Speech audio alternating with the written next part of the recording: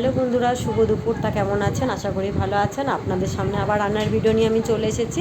তা আজকে বানাবো মুসুরির ডাল উচ্ছে দিয়ে আর পেঁপে দিয়ে। তাই এদিকে পেঁপে আমি ডালের সাথে সেদ্ধ করে নিয়েছি, উচ্ছেগুলোকে আলাদাভাবে ভেজে নিয়েছি।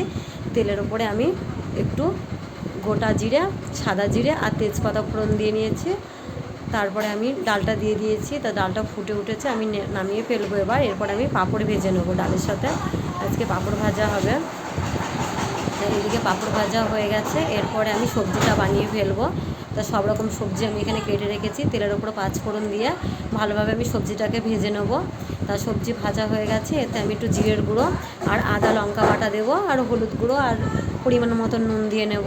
তা ভালোভাবে ভাজা হয়ে গেলে মশলা দিয়ে কষিয়ে, যতক্ষণ না কাঁচা মশলার গ্যাসটা যায় ততক্ষণ আমি কষিয়ে নেবো ভালোভাবে। তা কষানো হয়ে গেছে, এবার পরিমাণ মতন আমি জল দিয়ে দেবো।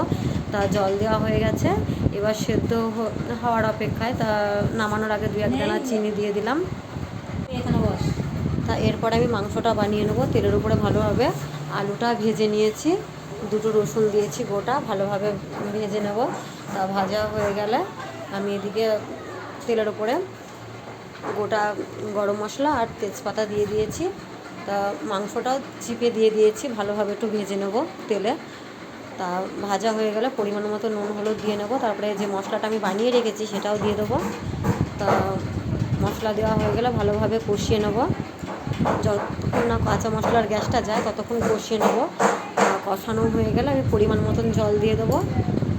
তা জল দেওয়া হয়ে গেলে এবার আমি নামিয়ে ফেলবো। তা বন্ধুরা, কেমন হয়েছে রান্নার ভিডিওটা অবশ্যই লাইক কমেন্ট করে জানাবেন। বাই, আজকের মতন টাটা।